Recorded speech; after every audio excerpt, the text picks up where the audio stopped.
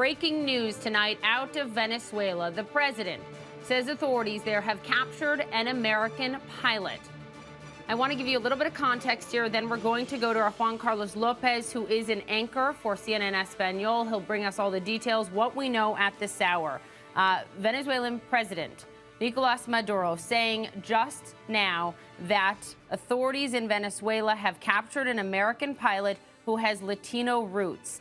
They say that the pilot was captured with, quote, all kinds of documentation, and that this pilot was involved in recruitment activities, presumably of Venezuelans who would take part in a coup. The background here: we have seen an increase in anti-government protests in Venezuela. The United States House and Senate have passed sanctions against Venezuela.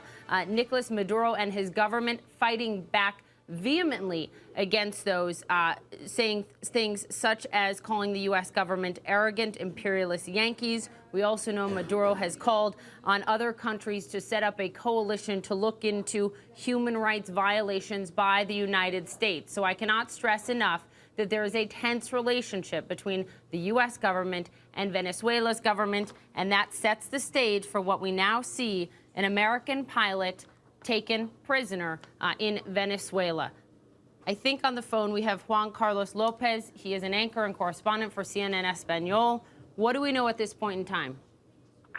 Hi, Papi. There was a rally today in Caracas, and in that rally, it ended at the presidential palace of Miraflores.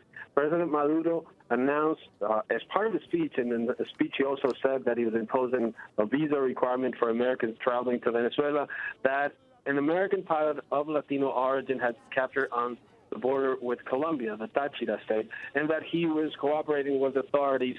But it's not the first time that something like this comes out from the Venezuelan government. Now, this pilot has not been identified. There hasn't been any more information on his apparent activities, but it has been a very tense week between the U.S. and Venezuela. The Congress approved sanctions that include denying visas or eliminating visas for anyone who the U.S. government determines has violated human rights in Venezuela. And the response from President Maduro today was to impose a visa requirement for Americans traveling to that country, right, and an insistence on an alleged coup against his country. But so far, evidence has been very scarce.